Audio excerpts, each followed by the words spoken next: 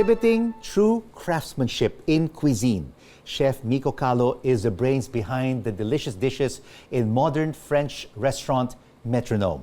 We talk about the challenges and triumphs she's had in the food business right here on The Final Word. Chef, happy International Women's Month. Welcome to the program. Thank you for having me. And congratulations on the success of Metronome. Thank you. Of course, having trained overseas for many, many years and studying French cuisine, what inspired you to become a chef, first and foremost? Number one is family. My family were all always food obsessed, and I was always encouraged to kind of like go for it, you know. But growing up, I was always surrounded by my aunts, my grandmother, my dad who likes to cook. So it was always a focal point in everything that we do. And of course, I'm sure they love to cook Filipino food. Why did you take the direction of French food, not Spanish, not Japanese, Korean, or any other global cuisine? I got interested in it because I grew up with my aunt. When I moved to Manila from Butuan, I lived with her, and she was the one who introduced me to a lot of sophisticated flavors, and we used to go to restaurants. I don't know if you know her, Tita Susan Calo Medina. Yes. Yeah, so I grew up with her. She had a travel show. Yeah. My God, one of the most popular travel shows in the 70s, 80s, and 90s. Yes. So I grew up with her, and she was one who kind of encouraged me to really kind of go for it. And she was also the one who took me to restaurants here when I was in high school. Special occasions, we'd go to Tivoli and at the Mandarin, and that's when I got really interested in the way they make their sauces and the way they cook their foie gras, and the whole kind of experience of that kind of refined dining.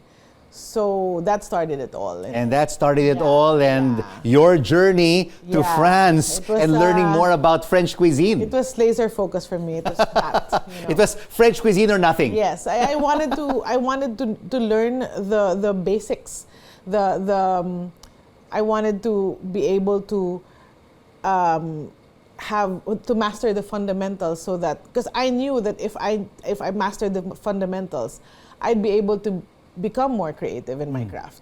So like I really believe in kind of getting yourself, hone your craft, and like getting yourself to learn everything that you can down to the basics of cooking, so that when you're ready, it's easy for you to create dishes, because you know your fundamental is the foundation is very, very strong. And you were indeed laser focused to learn more about French cuisine, and no less from one of the best French chefs, the late great Joel Robuchon.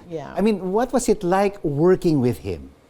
At first, it was terrifying. Everyone I worked with there and him, they were all very exacting, and they were all very demanding, and they all just demanded excellence from you.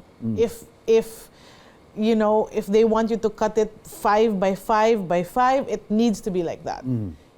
He was the type who we had to hand cut French fries, and it was 0.5 by 0.5 and 5 cm. And when you weigh it, it has to be 2 grams, because that's the only way for it to become crisp but yellow. It was perfection. It was perfection. You know, perfection in food. You always had to strive for that. So that's why he has so many Michelin stars in all his restaurants all over the world. It's that kind of discipline that was kind of ingrained in me.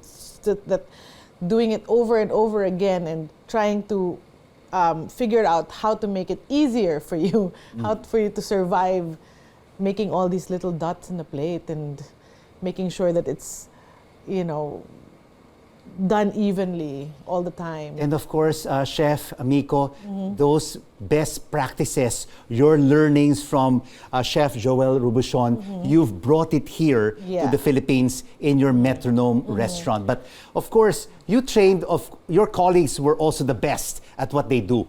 How difficult was it? How challenging was it to teach your Filipino chefs and your cooks here in Manila what you learned in Paris? Well, there was a lot of just repetition.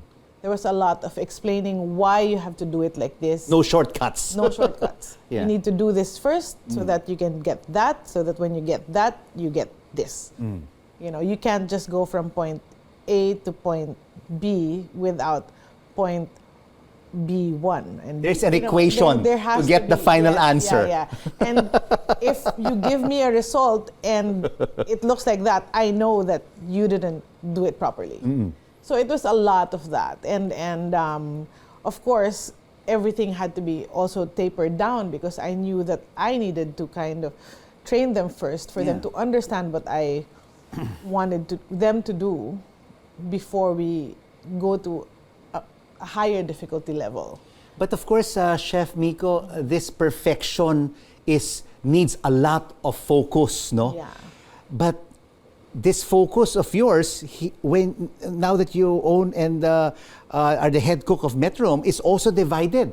How do you balance perfection of the food that you concoct and you cook with managing as well a business? Well, I'm very lucky to have partners who are also seasoned in the industry and in what they do. I'm very lucky to have them support my vision for the restaurant that I wanted to build. And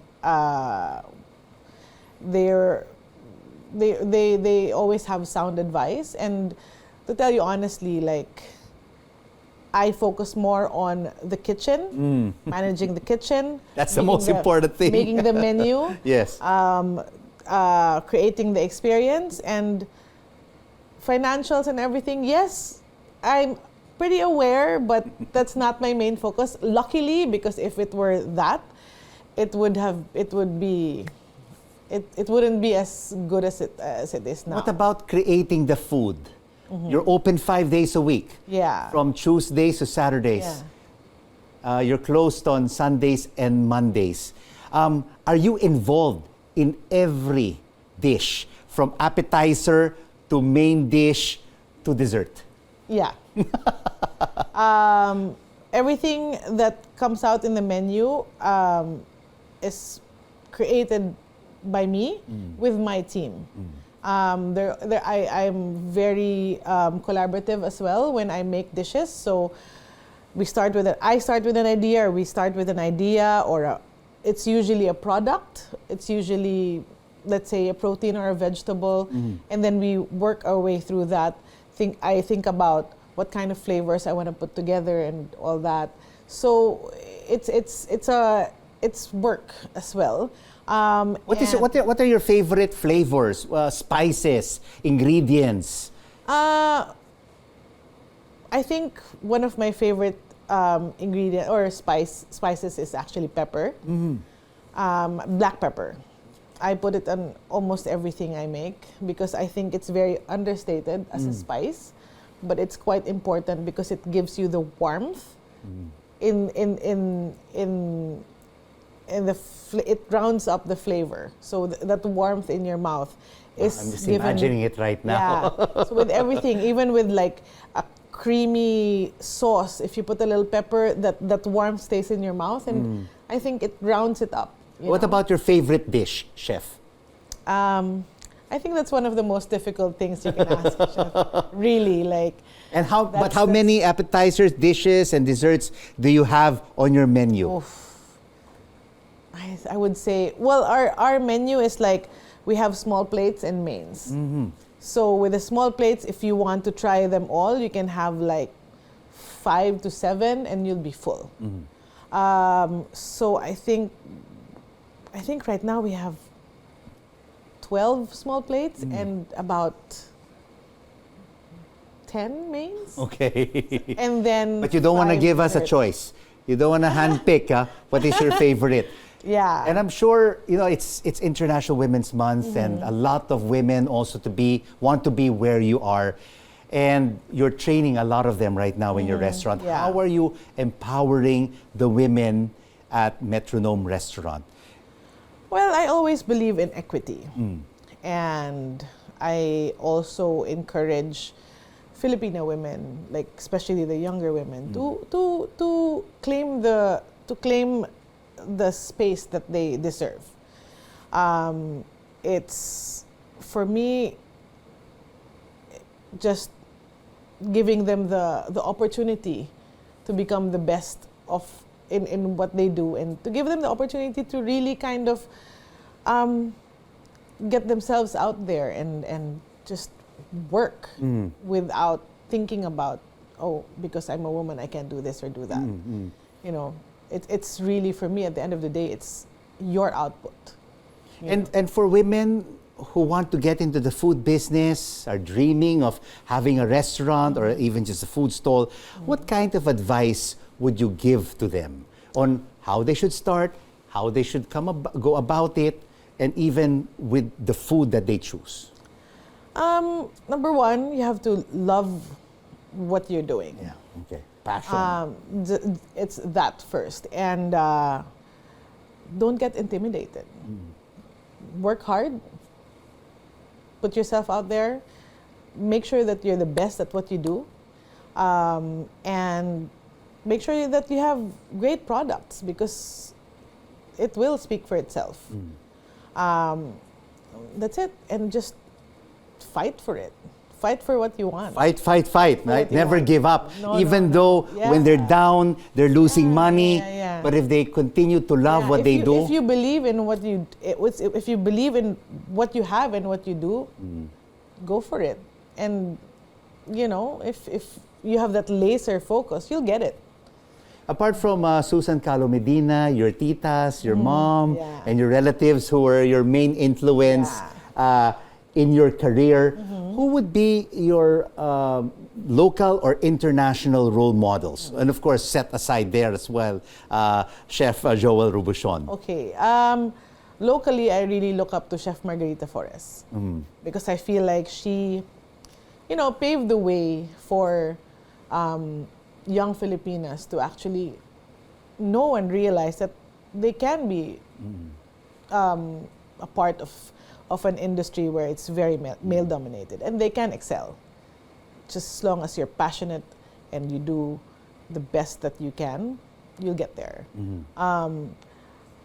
But One I more think inspiration. my other inspiration really are the women in general, the strong women who show others what can be done in such a way where they they don't just do things for themselves, but they do things for their community.